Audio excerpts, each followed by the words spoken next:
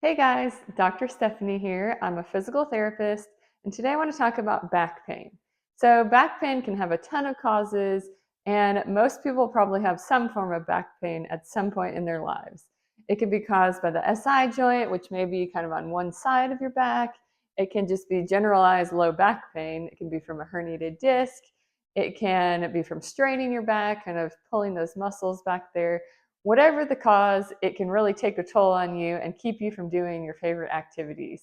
Sometimes with back pain, it may hurt to bend forward, and sometimes it may hurt to bend backwards, and that can affect your treatment plan. If it hurts to bend forward, then you want to do some more exercises leaning backwards. And if it hurts to lean backwards, you want to go the opposite direction. But that's just in the beginning. Once you get past that, then you want to do more neutral spine exercises and get your spine moving in all directions. So we're going to go over 6 of my favorite exercises that I like to give patients for back pain. And a lot of people think just strengthen your core. But there's a lot more to getting rid of back pain or preventing back pain than strengthening your core. And your core involves your abdominals, your lower back muscles, your hip muscles. There's a lot to your core. So strengthening your core is definitely important, but you can have a strong core and still injure your back. So you also want to look at mobility. How are your hips moving? How is your back moving? You want to look at what your daily activities are. Do you sit at a desk and kind of sit in a bad posture all day? Do you sleep in a position where maybe your legs crossed over? Or do you sit and cross your legs a lot? So there are things you can do to change how you sit, how you sleep, how you walk, and that may affect your back pain too. But it does help to learn to activate your core muscles while you're doing activities.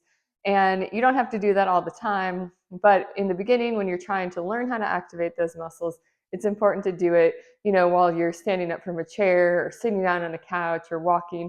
And then eventually it'll just become a learned activity. So you just automatically tighten those muscles when you need to. You don't want to tighten them all the time, but only when you need to kind of prevent injury in your lower back.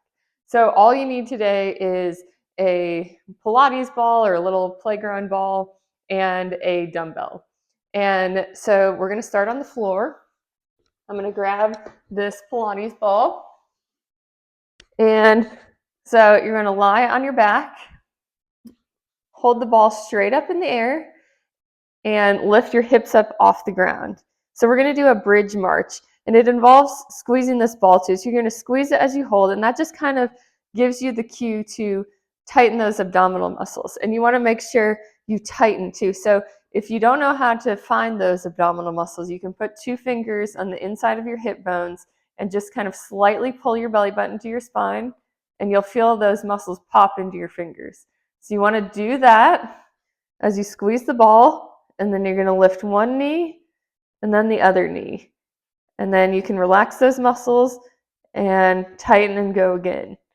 So you're just going to alternate back and forth, really trying to keep your body in line. And you're going to do 2 to 3 sets of 10. In between sets, you can bring your hips back down and relax, and then reset and lift. So 2 to 3 sets of 10 of that. And then from there, we're going to go on our side, and you're going to put your knee on this ball. And you can use a rolled up towel or something else if you don't want to use a ball. The ball just makes it a little more unstable, but we're going to work on hip internal rotation. You're just going to rotate your lower leg up, keeping your knee on the ball. And this works on that strength of those hip internal rotators, which are some deep muscles kind of in your butt and hip area. And those help support the spine. They help support healthy hips. You want to make sure your hips are moving. So this works on strength and mobility. Just go up and down here. And do about 2 to 3 sets of 10, and then you'll roll on to the other side and do the same thing on the other side. Okay, from there, we're going to go into a hands and knees position and place the ball between your knees. So we're going to do what I call a bear plank hover with ball squeeze. So you're going to squeeze the ball and lift your knees up off the floor, hold for a couple seconds, and then lower back down to the floor. You're going to squeeze, lift up, and lower back down. And you want to do 10 and then take a break and do 2 to 3 sets of that. So again, squeeze and lift and back down. And the squeezing helps kind of activate those deep core, those pelvic floor muscles. So just squeeze, and as you lift, you want to exhale. So squeeze, lift, and exhale, and then relax and inhale. So 2 to 3 sets again of that. All right, we'll get rid of the ball here for a second. And then in this position, actually, let me grab my weight. We're going to do what's called a bird dog row. So you're going to start in a hands and knees position. You're going to grab onto the weight and stick the opposite leg straight out behind you. You want to try to keep your back as flat as you can. And then you're going to row up like this. So just pull the weight straight up. Use a weight that will be challenging for you, but not too difficult. And you're going to do 2 to 3 sets of 10. You can do 10. This is what I do. Do 10. Bring it back down. Switch sides. And then stick this leg out. You're going to row up with the opposite arm. This really just helps you stabilize that core. Also works on arm strength as you're doing that row. Okay, from there, we're going to stand up and do what's called a good morning. So I'm going to show you how to do it with the dumbbell. You can try it without a dumbbell if you want to at first. So feet are going to be about shoulder width apart, maybe a little bit wider. Hold the dumbbell under your chin and keep your back as straight as possible. Bend your knees slightly, and you're just going to hinge forward at the hips as far as you can comfortably, and then come back up. Hinge forward at the hips and come back up, making sure your head stays in line with your body. So you don't want to be looking up like that because that can strain your neck. So let me show you from the side. We're going to keep our knees bent, keep the weight here, hinge forward and back up. And you want to make sure to do all of these very slowly. Really focus on tightening those core muscles. So pull that belly button in, exhale as you lean, inhale as you come back up. Try not to round your back. Keep it straight as you bend forward and come back up. Again, 2 to 3 sets of 10 is good for that one. All right, then we're going to do a squat. And this may not seem like a core or back exercise, but I've found really anything can be a core exercise if you activate your core while you're doing that exercise.